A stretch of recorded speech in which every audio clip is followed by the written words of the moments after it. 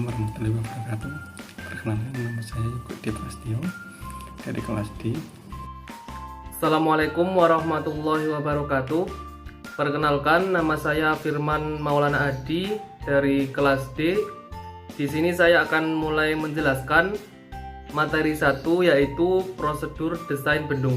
Selamat menyaksikan. Sebelum mengenal mengenai prosedur desain bendung, mari kita mengetahui pengertian bendung itu sendiri. Bendung atau weir adalah konstruksi bangunan air yang melintang sungai yang bertujuan untuk menaikkan muka air sungai di upstream. Tujuan selebihnya adalah dengan naiknya muka air tersebut akan dapat digunakan untuk mengairi sawah atau keperluan irigasi. Berdasarkan sifatnya sendiri, bendung dibagi menjadi dua tipe, yaitu pertama bendung sederhana atau tidak permanen seperti dapat dilihat pada gambar yang atas, dan yang kedua adalah bendung permanen atau bendung teknis seperti gambar yang di bawah atau gambar kedua. Setelah mengetahui mengenai pengertian bendung itu sendiri, selanjutnya adalah tahapan desain bendung.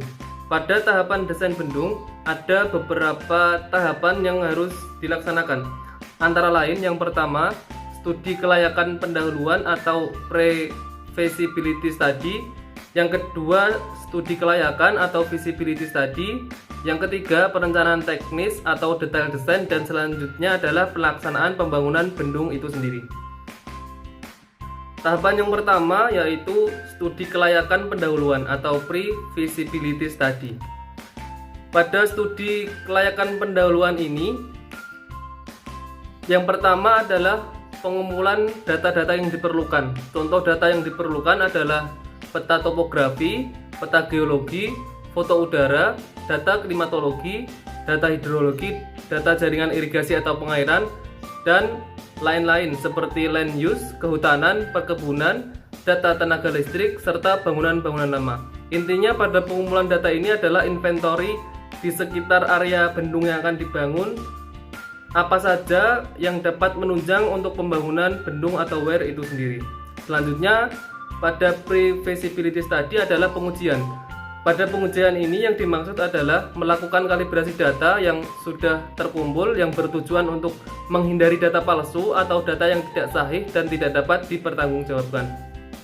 Setelah tahapan studi kelayakan pendahuluan, selanjutnya adalah tahapan studi kelayakan.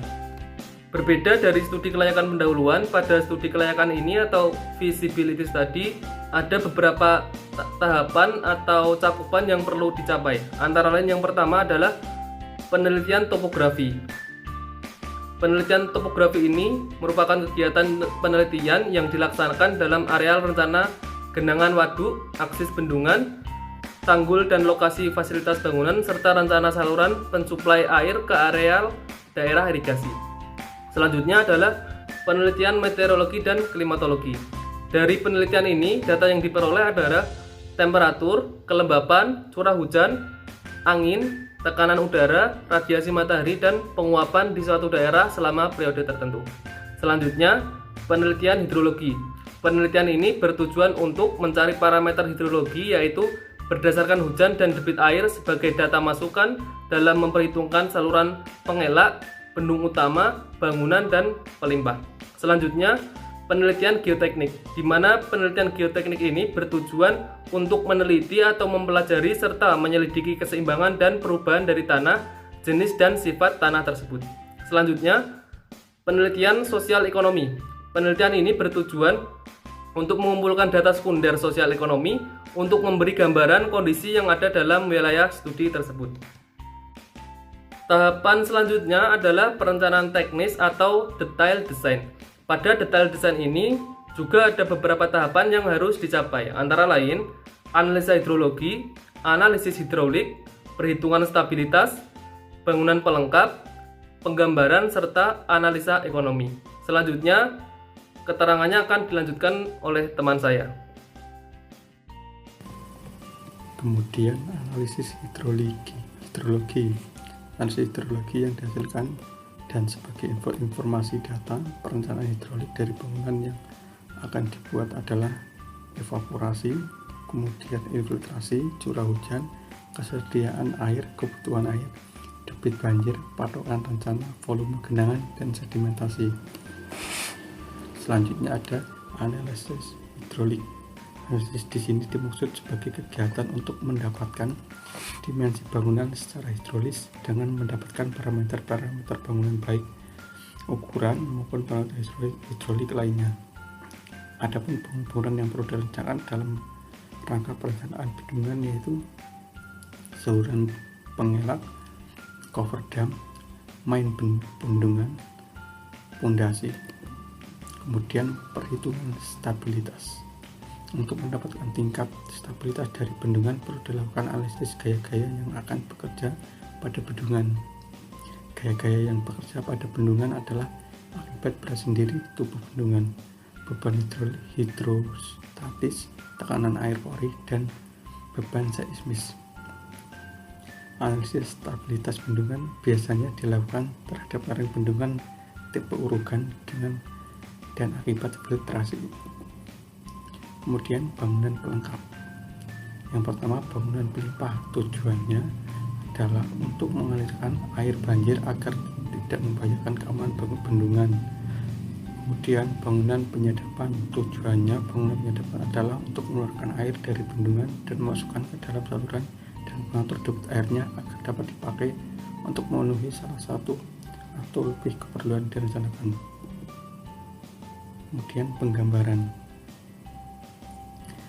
Perhitungan dari perencanaan bendungan di atas ditransformasikan ke dalam bentuk gambar dengan skala tertentu.